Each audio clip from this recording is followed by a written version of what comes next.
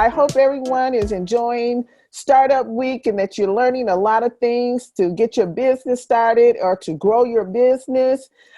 Today, my name is Cassandra Patrick. I'm the founder and CEO of the Lotus Network L3C. And tonight we're going to talk about coffee, tea, and business. Some of you know that the most best ideas happen over a cup of coffee in a coffee shop. So why not? That's where everything comes together. So today we're going to talk about what to do. You have your skill, you have your passion, your desire. What's next? So let's sit back, sip, and learn the next steps to take. We first have Mr. Brown that's going to talk to us about LLCs. Mr. Brown. Thank you, Cassandra. My name is Hodari Brown. I'm the president of National Business League Detroit chapter. And I'm going to talk to you about how to create your LLC. The LLC, as I wait for my PowerPoint to come up, is actually a 6-step process, doesn't require a whole lot of anyone. So to create an LLC, it's in 6 steps. And the steps are: select your state, name your LLC, choose a registered agent, file your LLC with the state, create an LLC operating agreement, and last, get an EIN. So let's talk about step 1. So step 1, as we have already seen, we have different people from various states. That's why I did not just want to target Michigan, because every state in the process is a little bit different, but almost the same. So when you select your state, you would go to usually your state website, the state of Michigan or the state of Colorado website, to find out how do you file for your own LLC. And they have these step processes that you have to do. And so that's the major thing. Make sure you select your state, because every state is somewhat different. So step 2 of the process, after you have selected the state you want to file your LLC in, is you have to name your LLC. Because every state has different companies under different names. So your LLC, you have to make sure know what one in the state that you're filing your LLC in has the same name as you. And that is very important. And then there's some other rules that you have to think about when it comes to LLCs. Another rule is making sure your name cannot have words that make you seem like you're a federal government agency, such as you can't have the Treasury or State Department within your name. Anything like that won't be allowed. And then restricted words such as you can't have a bank, attorney, or university inside of your names. They require some different paperwork compared to most people. So you got to understand that. But if you're a doctor or a lawyer, trying to file for LLC, is different rules and additional paperwork that's required to go with that.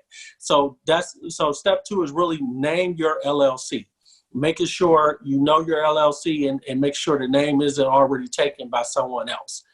And then let's go to step 3. Step 3, who's going to be the sole person to file for the paperwork? That's why I say choose a registered agent, because some people they're going into partnerships. They're not the only person who's going to be a part of the LLC, but one person has to be the registered person. That person's name will go down as all the paperwork and the licensing and everything else that's required of the LLC to keep yourselves in legal standing. This person will receive those documents, will have to file those documents with the state on a yearly basis. So understand who's going to be the most trustworthy person to do that. Who stays organized? That's the person you want to be registered as the agent. If you're doing it by yourself, then it's you. If you're going into a partnership or agreements and starting an LLC with other people, then who's the most responsible out of all of you? That's who you want to be the registered person as the agent. Step 4. Create an operating agreement. Now, usually this operating agreement, particularly for the state of Michigan, is just called the Articles of Organization.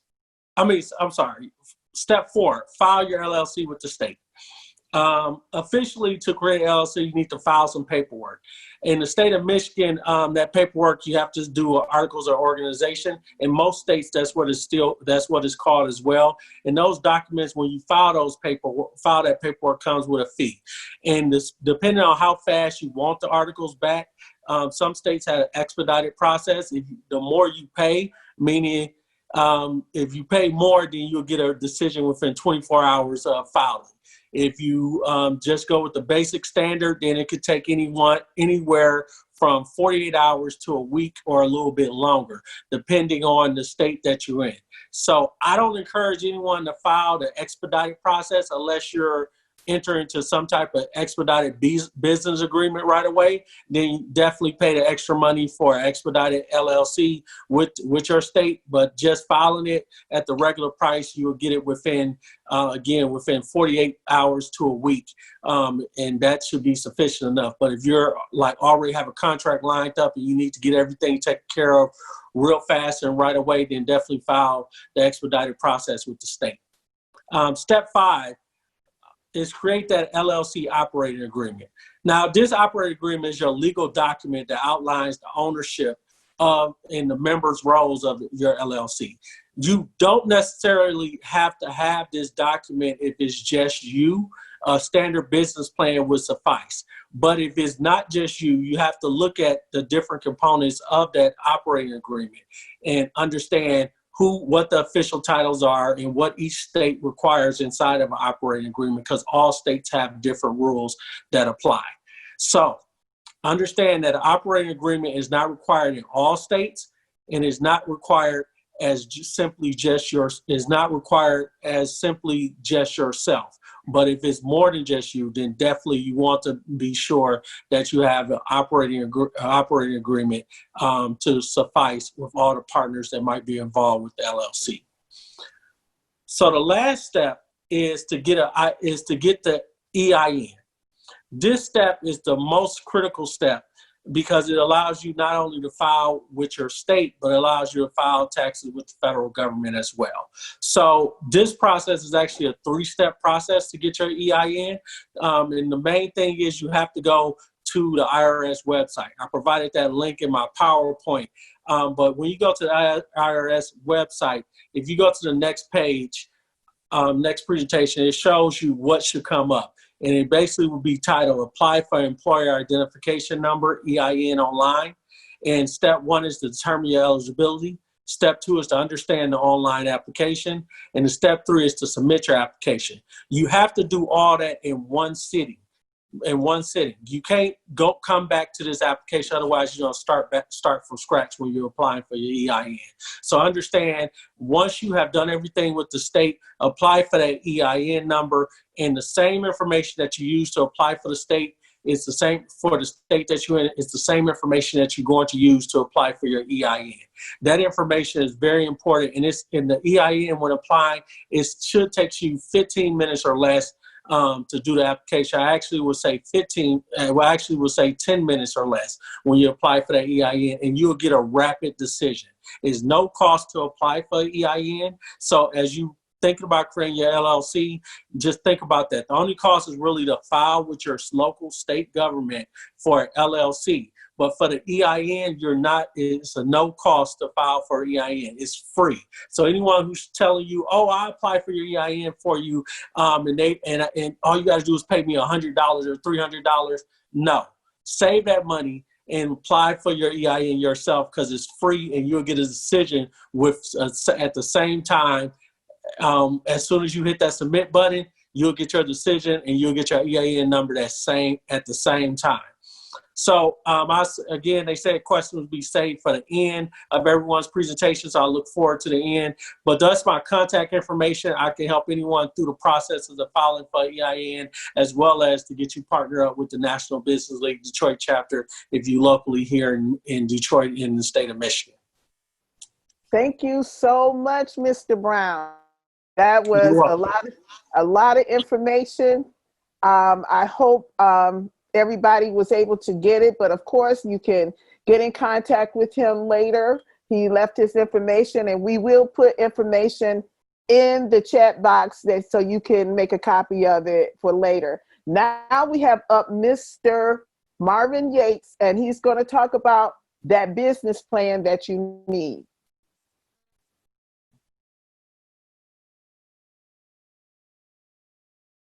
Well, thank you, Ms. Patrick. Yates. And thank you, Mr. Brown. Always a pleasure to hear from you. Once again, this is Coffee, Tea, and Business. And my section is called The Importance of the Business Plan. I'm Marvin D. Yates, 20 years in the business field as an entrepreneur, trainer, instructor, mentor, and coach. I'm currently a trainer for ProsperUs Detroit. I also do some work for the Department of Defense, the banking industry. I do some sales, and also work for the city of Melvindale and their Economic Development Corporation. So first of all, what is a business plan? A business plan is a formal written document containing business goals and methods that can help you achieve these goals, and the time frame within these goals need to be achieved. It also describes the nature of the business, gives you some background information on the organization and the principles, the organization's financial projections, and strategies that it intends to implement to achieve those targets. In its entirety, this document serves as a roadmap that provides a direction to your business. A lot of people ask me often, well, actually, what goes into a business plan? And generally, it's going to be some summary of these sections right here. Cover page, an executive summary, a company description, market research, products and services, marketing and sales, management and operations, and financial projections. Now, the top 10 reasons a business plan is important. Number one, it's essential if you're seeking a loan or investment. It's the primary audience for your business plan. A lot of times, some of the entrepreneurs I work with, I ask them the question, who is the audience for your business plan? And it's going to be the creditors, or somebody is going to invest in your business. Number two, it helps with critical decisions. Now, entrepreneurship is often an endless and exercise in decision-making and crisis management. Sitting down and considering all the ramifications of any given decision is a luxury that most entrepreneurs really don't have. A business plan allows the entrepreneur to make some of these decisions ahead of time. That way, they can refer back to them. They can adjust them. Number three, it helps you to iron out the kinks. A business plan requires entrepreneurs to ask themselves a lot of hard questions. And while they can't take the time to come up with well-researched and insightful answers, they can actually work out the problems ahead of time. Generally, when you are going through your business plan, it's asking you to forecast. It's asking you to establish a plan for something, whether it be marketing or operations or what have you. And quite often, you don't think about those things until you put them down on paper. So, why do businesses fail? Item number 4 says it helps entrepreneurs to avoid big mistakes. And the reason why most businesses fail is one of these 5 things. It's either an inadequate team, a lack of capital, somebody doesn't need what they're selling, or they may have stiff competition, or their pricing could be off. One of those 5. Number 5, you're more likely to catch critical cash flow problems early on. If you review your cash flow statement regularly, and it's one of your financial documents that you have to submit in a business plan, you can review it with help, and it'll help you with your potential cash flow challenges. So you can take the action to avoid a crisis early on. Like right now, during the pandemic, a lot of people had to shut down their businesses. They didn't anticipate this. But if you're reviewing your cash flow and you know where you are at all times, then you can make steps that can actually help you survive in situations such as this. Number 6, it's a solid foundation for strategic planning and prioritization. Your business plan is a great place to map out your sales and revenue goals and make sure they fit with your expense budget. Drawing a clear connection between what you're investing in and the results you hope to achieve will help you make sure that you're setting yourself up for success.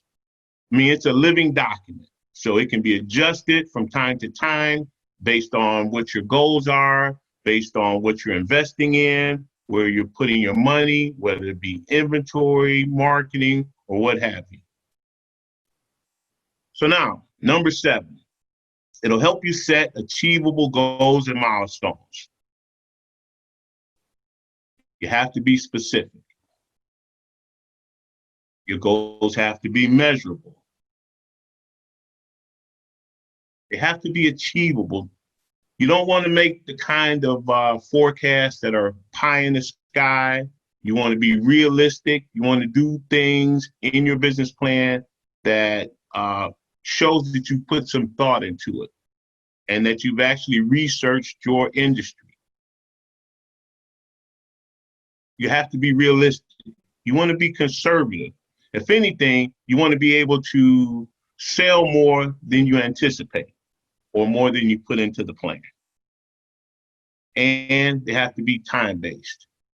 So you want to put a specific time frame around anything that you're planning to do, be it the first year, second year, or your third year. These are what they call SMART objectives and SMART milestones. Number 8, you have to show you understand the broader landscape.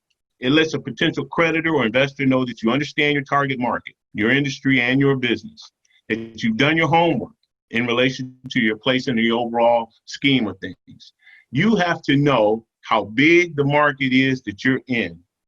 You have to know where you fit and what amount of that market you can get. You have to anticipate these things, and it takes research. And the best time to do that research is when you're putting your plan together. It helps you to, number 9, reduce risk. Entrepreneurship is a risky business. We all know that. But that risk becomes significantly more manageable once you've tested against a well-crafted business plan.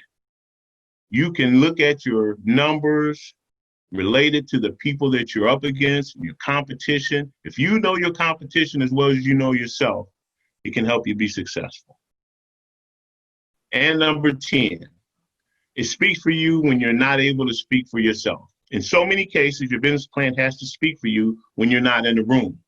You have to be able to create enough interest in your business for you to get in front of someone and sell yourself and your idea.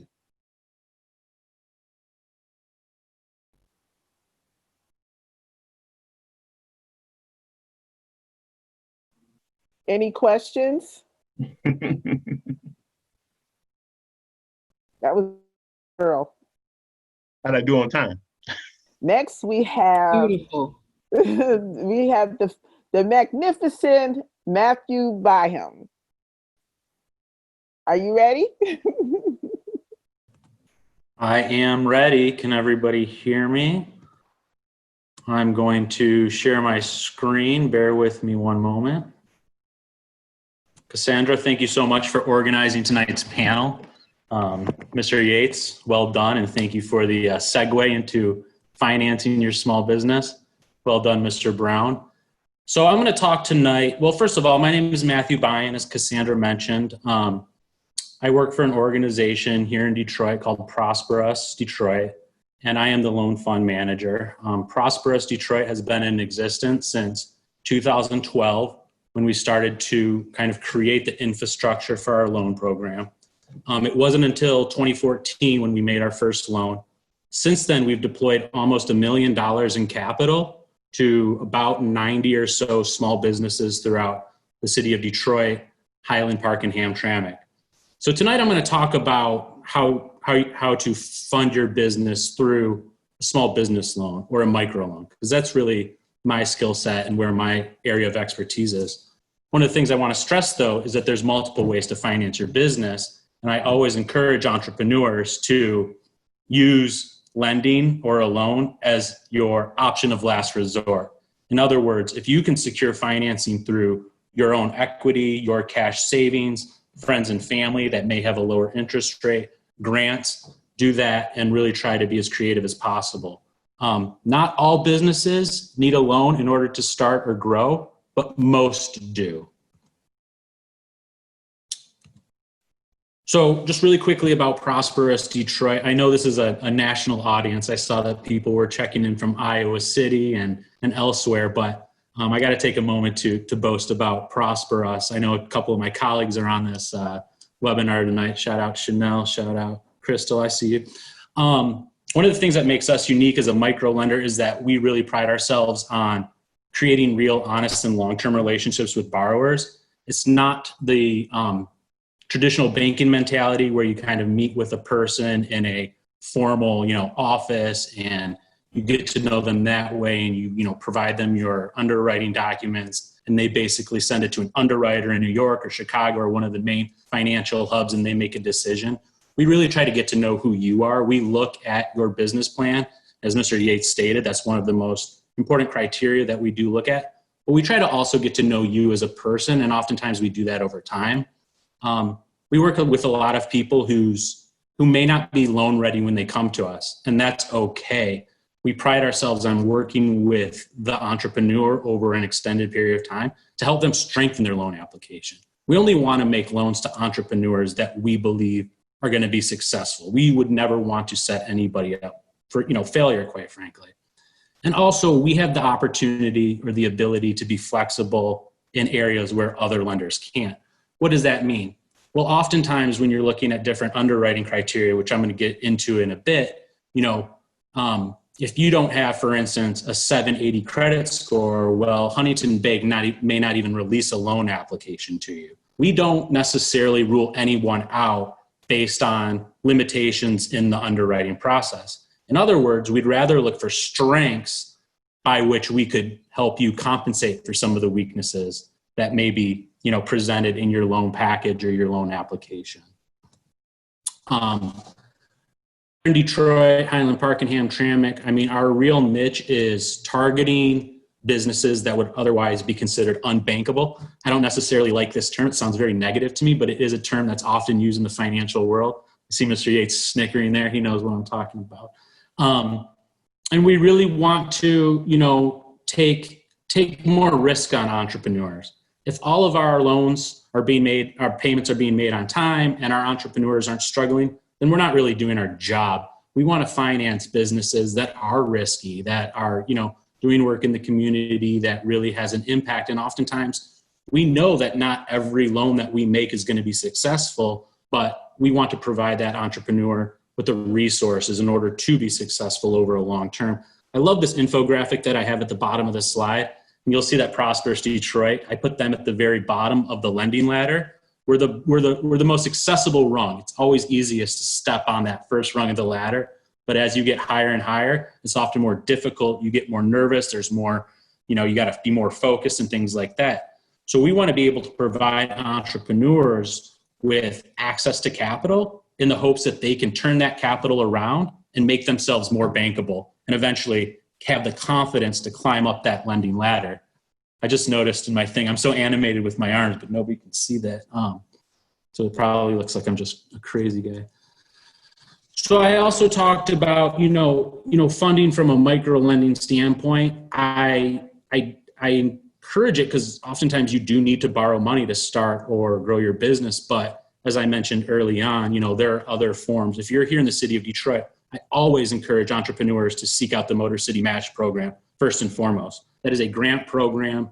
I don't know exactly how it's operating post-pandemic, or I guess we're still in the pandemic, but prior to the pandemic, they were awarding $500,000 every quarter of the fiscal year to small businesses in the form of grants so that they could get loans to match that amount and build out physical commercial spaces in the city of Detroit.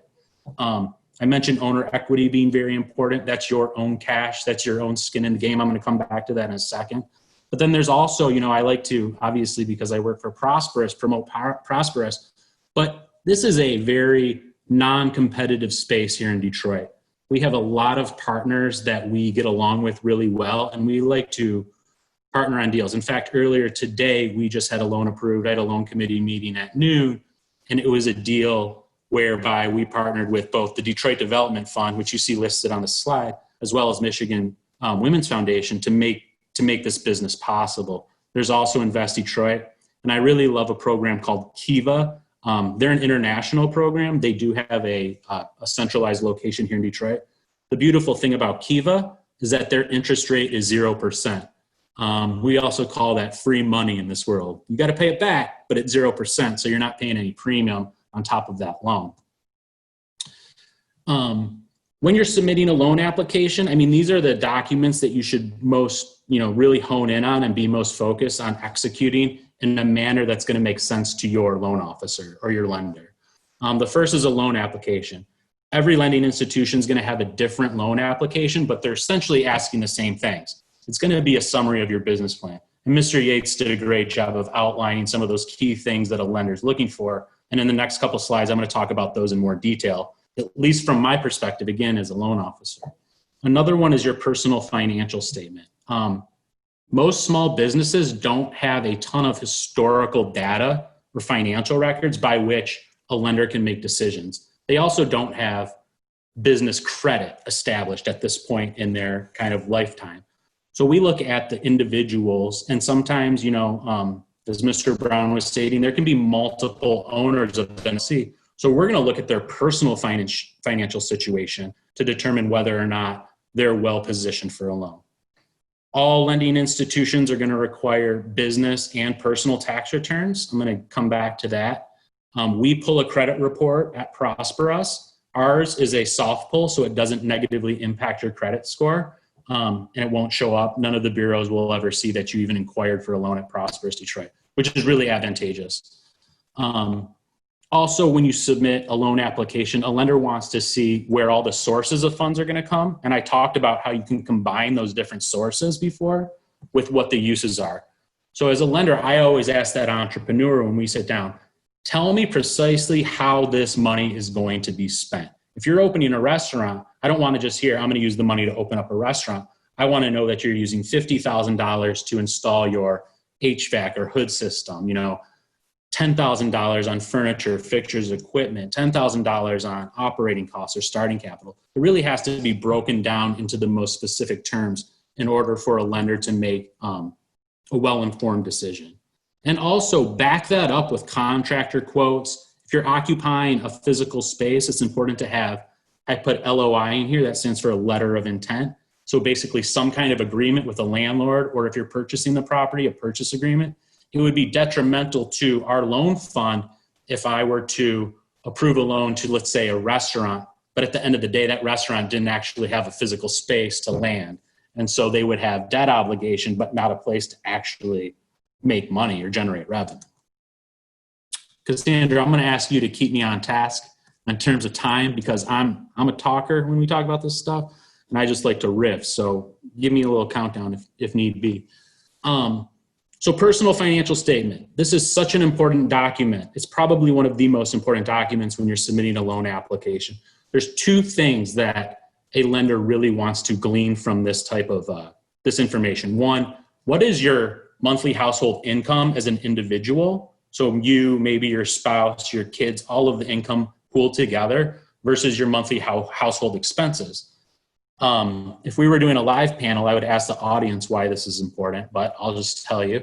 It's because we want to see whether there's any additional global cash flow in terms of the income from the family to be able to support those loan payments. Oftentimes, most oftentimes, especially for a startup business, the business itself, especially early on, may not be able to generate enough revenue, especially after all of their costs of goods, operating costs, whether those be fixed or variable, to have enough at the end of the day to be able to service the debt in their NOI. So is there income coming in from other sources that can contribute to the business loan payments?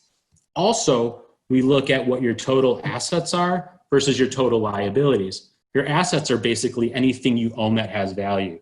Your house, your cars, cash is a liquid asset that we would consider. Your liabilities consist of any debts you have, basically. Student loans and medical bills are the most common and often the highest liabilities that I see, but it could be credit card statements, it could be a mortgage, it could be auto loans, things of that nature. We want to be able to determine when you're asking a lender for money and to take on more debt, how much debt you already have outstanding, right? And the assets are important, moving backwards a little bit, so that we can determine whether or not there's any collateral available and what your net worth is, so that we can have a better sense of how we might be able to secure the loan. So I talked about the financial documents and taxes. I'm not going to go into great detail here because I don't have time. I've done this presentation in Mr. Yates' class a few times, and it really takes 2 hours, so I'm trying to condense it down to 10 minutes. But essentially, we really look at financial projections. Are your revenue projections rooted in reality? Do they make sense? I mean, if you're going to come to a lender and say that you're going to open up a cookie shop and make $750,000 in the first year selling chocolate chip cookies, I may say that those projections aren't rooted in reality, which then leads me to believe that you may have not done your homework in terms of who your market is, what your price point is, what your margins are on those things. So I always encourage people to be more conservative on the projection side and more liberal, if you will, on the expense side. So we'll look at cash flow statements too. That's kind of another variation of projections that I won't get into. Your balance sheet helps us determine, again, what your assets, liabilities, and owner equity are. And then an income statement, which is usually a historical document that looks back in time and shows us what your revenue was and then your net operating income at the end of, we may request it usually annually, but if you're applying for a loan, let's say 3 or 4 months in the fiscal year, we may ask for an interim income or profit and loss statement. The reason we require tax returns is because it's fine for you to be able to tell us one thing in your personal financial statement, but then we need some kind of document that's kind of endorsed by the IRS that really demonstrates that what you're telling us is true. And that's kind of why your tax returns are important. You may file as a sole proprietor, you may file as an LLC Corp, S Corp. It doesn't really matter. There is that historical evidence that demonstrates or proves rather that what you're telling us is true. So, Mr. Yates did such a great job with talking about the business plan. I just want to hone in just very quickly on the questions that I ask myself when I sit down with an entrepreneur. One is, do they understand all the different facets of the business, right? Do they understand customer service? Do they understand HR, payroll? Do they understand accounting? Now, it's fine to hire an accountant, but at the end of the day, who's responsible for making sure that accountant is doing the work accurately? Well, it's you as the entrepreneur. So you have to understand all the different facets of the business. Does the entrepreneur know all of the certifications, licensing, and permits that are required in order to legally operate?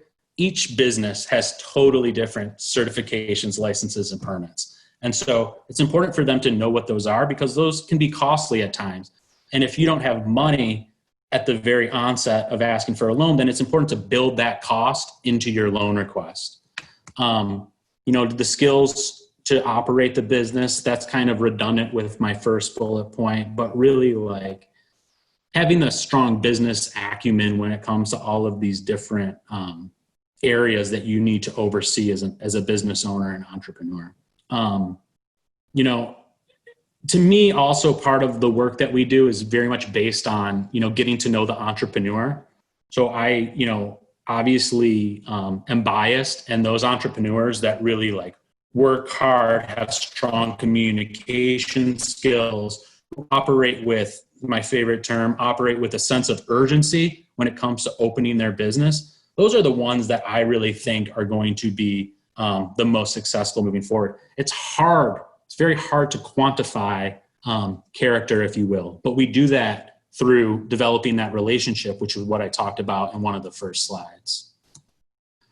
Are there location issues? So I don't like making a loan to a business unless I know that they have a place to do business. I talked about that earlier, so I won't go into more detail there.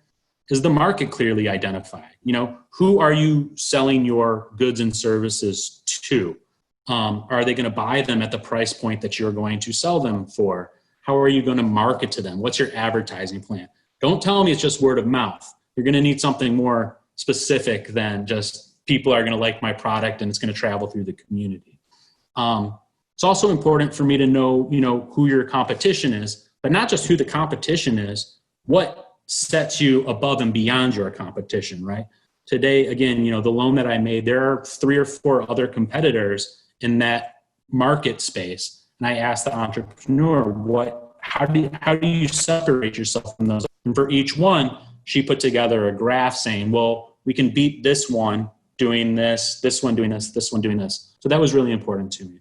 And then the expenses, the projections being realistic and complete are important. Am I doing good on time? Okay. No, cut off. I'm so sorry. I didn't plan this very well. Give me like 1 more minute. That's okay. Okay.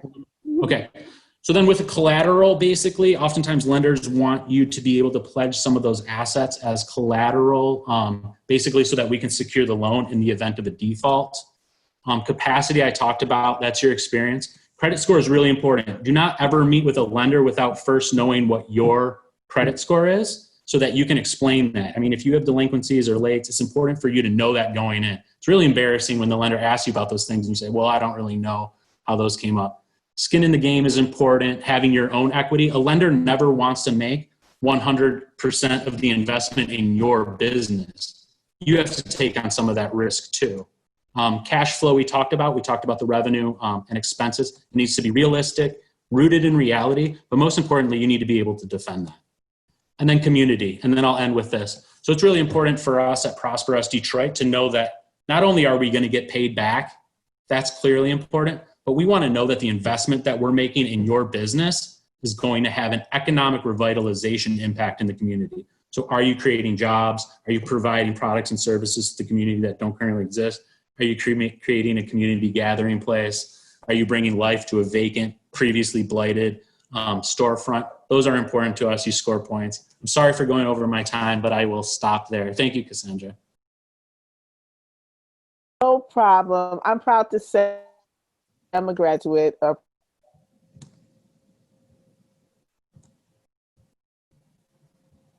ProsperUs. We got it.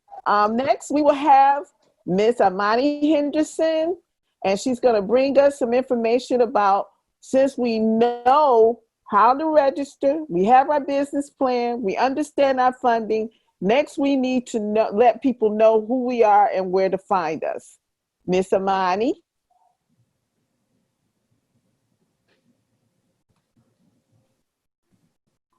Can you guys hear me? Yes, ma'am. Okay, awesome. I'm gonna go ahead and share my screen. Share. Okay, from beginning. You see it? We There can. we go. Yay! Okay, so wrong slide. Okay, so today I'm going to talk about like social media, the importance of social media, and how to have a sales-driven content marketing strategy. So content marketing is a part of social media is a part of content marketing, but it's very important that you pair that social media strategy with other things, such as like blog posts, advertisement outside of social media, and things like that. So I'm going to talk about how you can use all of that together to sell and get clients for your company. So people do not buy goods and services anymore. They buy relation stories and magic. I always like to use that quote by Seth Godin, because social media is not about selling your product or your service. It's showing that you care about the people, that you're authentic, that people use your product and that they're using it, and that you have a story that they can relate to, because there is a million different businesses like yours in the world. So how are you going to make yourself stand out? And you do that through telling your authentic brand story. Okay. So, hey, I'm Imani. That's me. I own iSocial PR. It's a content marketing agency. I've been in business for 6 years now. The majority of that time I focused on helping businesses to use social media to grow. And now we're really focused on helping businesses to really sell through social media and niche down on what works for them. So you're unique, and the world, they want to hear from you. They want to know what makes you different and why they should buy from you. Okay. So be your authentic self and attract the perfect clients. So social media is all about building relationships. So I'm not the social media marketer that tells people that you can do this to skip the algorithm. I'm not going against the algorithm. It constantly changes. If you try to learn it, you'll just be chasing your tail in circles. So really try to be your authentic self, and then go out and present yourself to your clients. And I'm also going to cover that during my little spiel. Okay. So this is the content marketing journey that people go through on social media. A lot of times I have people come to me and they say, why aren't people buying from me on social media? But the fact is, they're just not ready to buy from you yet, because they are not in the right stage of the customer journey to buy from you. So the first stage is awareness, and that's when people like first find out about you. The next stage is education, and that's when they're like looking through your pages, trying to learn more about you. The next part is engagement, and that's when they're like looking through your posts, commenting, sharing, going on your website, trying to engage with you and learn more about you. And then the fourth part is commitment, and commitment is when they decide that they want to do business with you. And the last part is purchase, when they actually purchase from you. So until people are in the right stage to buy from you, they're going to continue filtering through this cycle. Okay, so the sales funnel.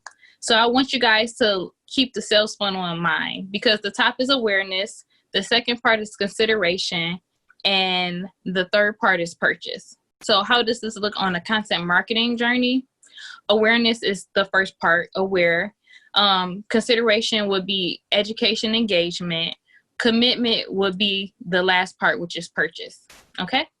So during the awareness stage, they're like looking at your advertisement. Like, are you running a Facebook ad? Is that how they're finding out about you? Did one of your friends share a post and you're finding out, they're finding out about you that way?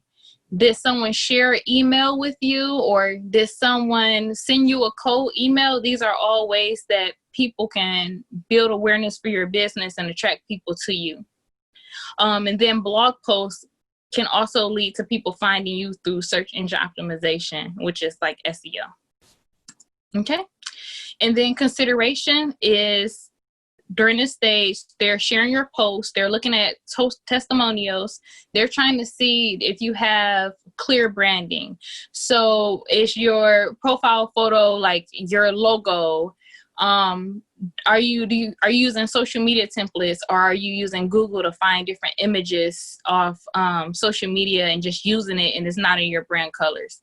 They want to find a reason to trust you and to do business with you, and they want to feel safe with you. So a great way to make them feel that security is through branding consistently on social media. Another way you can interact with them during the consideration phase is through contests. So like something that gets them to try the product. So maybe if you can win a free lotion set if you enter this contest, because sometimes people are weary to try things, but if you're giving it away for free or a sample for free, they're more likely to try it. And the last part that I like to focus on are the freebies. So you want to make sure that you give people different ways to interact with you and build that trust. So like for my own company, I give away free social media templates, and that's a way that people can interact with me, get a better feel for what I have to offer. I have other clients and they give like a free shed building experience where they can build their own shed. I have another client that gives like a sales guide to people just to build that relationship and to entice them into doing business with them. Okay. So I know I went a little bit fast, but that's all of my presentation. Let me know if you guys have any questions. Follow me, and if you want some free social media templates, let me know.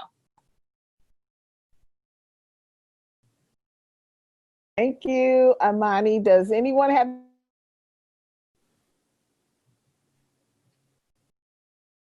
Ms. Cassandra, it looks like you're frozen. I think you're asking if we have questions for the audience or if the audience has questions. Yes.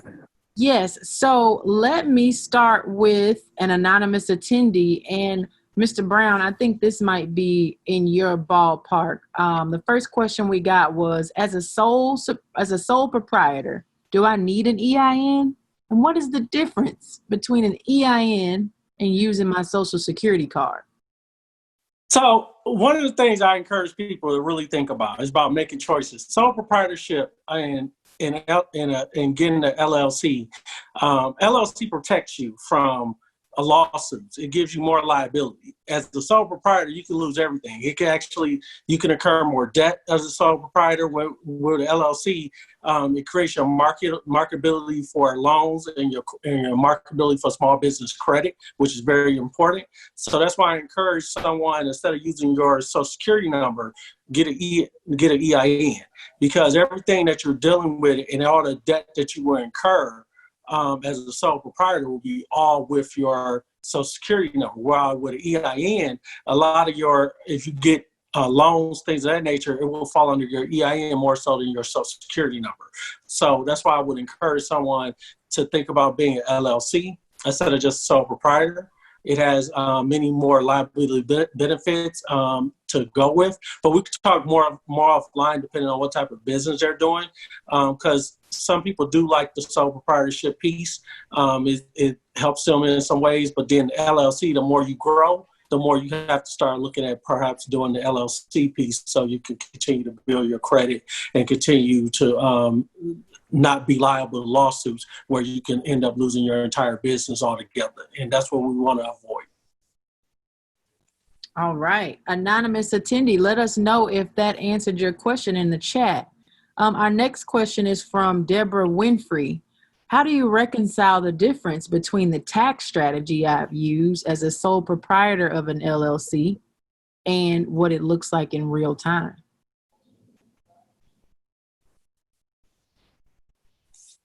Should I repeat? That question is for me too? I think so. And if any, I believe if any of our panelists can answer the questions, just jump on in. Well, first, it's a little bit to give a concrete answer to that without actually knowing what tax strategy they've used as a sole proprietor. But one of the things I will say is different tax strategies that people use as sole proprietors. But as an LLC, everything would just fall under your LLC information. You still would file taxes the same way as a business. But as a sole proprietor, you file your taxes within your regular income taxes instead of as your business tax. So those are differences. So it just depends on which route and direction you're looking at. But that would be something that I will have to talk to you more on to understand what strategy you have been using as a sole proprietor, how that has worked for you, and what your ultimate end goal is. Because some sole proprietors are just in existence so that they don't owe Uncle Sam at the end, while other sole proprietors, they're looking to grow and expand and earn more in terms of what they're selling and what their products and goods are. So it just depends on what your end game is. So that's something I will actually have to look at. And if anybody else on this panel is want to add some 2 cents to that, please do. They also want to hear from Matthew that same question. Can you just very, very briefly repeat the question? I apologize. Where is it? How do you reconcile the difference? Yeah. How do you reconcile the difference between the tax strategy that she's used as the sole proprietor of an LLC and what it looks like in real time? Right. So this question that I'm reading from Camille, is that what we're talking about? It's a question in the Q&A from Deborah Winfrey. Okay. So that's a question that, I'm not trying to avoid, but I am not a accountant or a CPA, and I'm very reluctant to give advice as it relates to like how people file and the implications of that. However, like if this person's local and in Detroit, we have technical assistance that we could provide to connect them with an accountant who would probably even be willing to pay for it so that they could sit down and really have that answered by an industry professional. So I apologize, but that's just not my area of expertise. And also, panelists, just make sure when we're putting our contact information in the chat that the drop-down menu says all panelists and attendees so everyone can see. We'll go to our next question. In the chat, how much, and I believe this might be Imani in your ballpark, how much of yourself do you have to put on social media for buy-in? She sees a lot of people show a lot of their lives on social media. And how often should you post?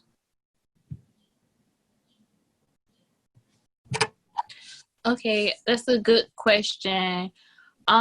So I would say as a small business, you yourself, the owner, you are your competitive advantage. So I would use that as much as possible. Like I will post yourself, your team, all of that, only because people do business with you like directly, and they want to know that they can trust you and you know that you are good at what you do. But it's also when you post yourself, it's a lot of nonverbal cues that people pick up on, like your mannerisms, like your smile, how you say or like just different things make people connect with you and relate to you. So I would definitely say post yourself a lot and show yourself working, but I wouldn't say make it about your life as a business owner. That's what your personal page is for. I would say use it to show yourself working and within the company. So if you're an event planner, I would say take a picture of you like tying a chair cover together or going on a tasting with a client or in the back tying the client's dress up. And then I would say leave a lot of the personal stuff for your personal page or use it strategically. So for example, let's say you've graduated from a program or something like that, then that's applicable to your business and you can put that on your business page. And the next thing is how often should you post? Okay, so I think you should post, you shouldn't focus on quantity, you should focus on quality. So really putting out posts that are high quality, that are meaningful, that are well thought out, because people can tell when you're just posting just a post and when you're really like, you know, you really thought things out and all of that other stuff. So I will focus on the quality of the post. And on social media, it's not, people don't come to you as easily anymore because of the algorithm changes. So I will focus on going out into the community and connecting with people. So for example, if you only post 3 times a week, then every day I would be on social media trying to reach out to different people, build conversations, build relationships, and that'll attract the attention back to your page. And those 3 posts that you post, they'll be very successful and have a high engagement level. Does that answer your question? So we've got about 5 minutes left and the Q&A is filling up. So let's try to get through these. Next question, as an independent contractor, is it important to have a website?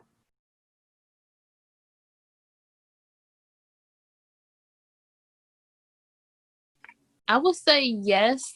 It is important to have a website because anything like Facebook, Instagram, Pinterest, whatever accounts that you have and you promote your businesses through, they can be taken away at any moment.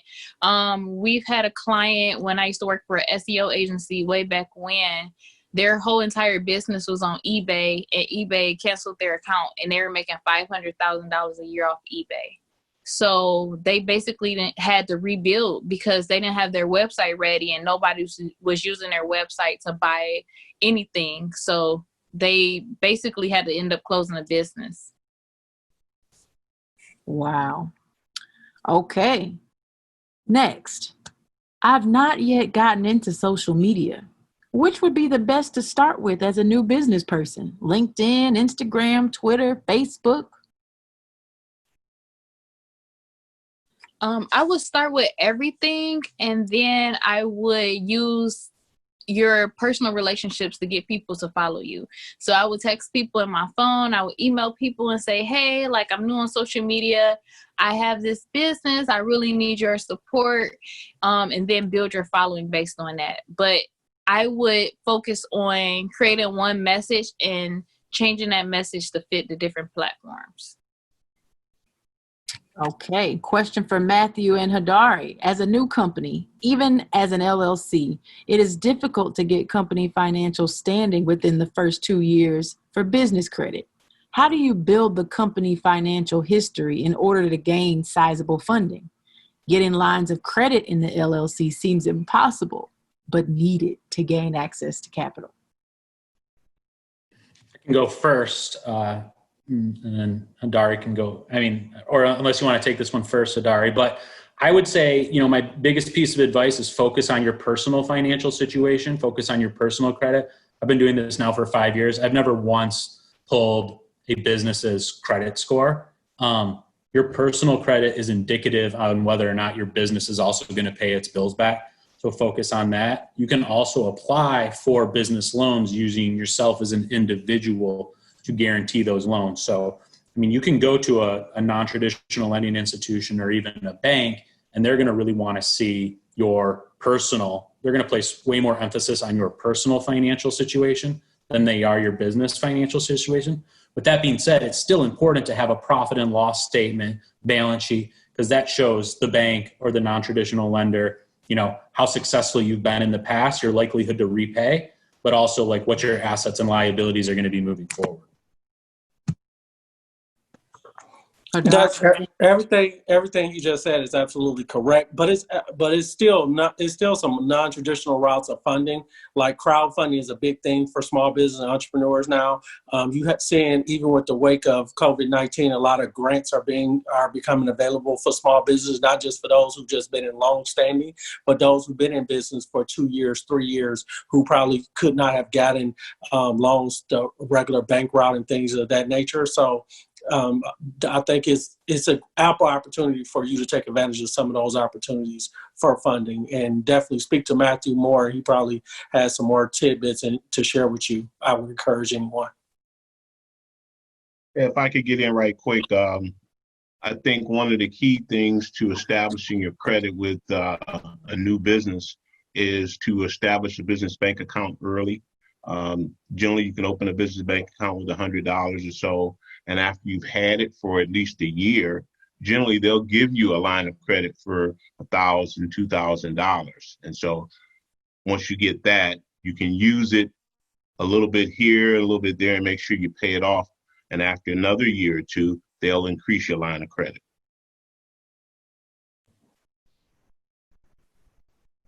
Okay, perfect. So it looks like we've got about 1 minute left. I'm sure all the panelists are welcoming, and please correct me if I'm wrong, but you all are welcoming people to contact you all after this is over. We will, Mr. Yates, they're asking for your contact information in the chat. People want to follow up with you all. Attendees, I will leave up the chat just for a few minutes after 7 o'clock so that you can get all of their contact information and follow up. And I think Camille, we have one more question if we still have time. Her question has to do with banks willing to have her take out personal credit.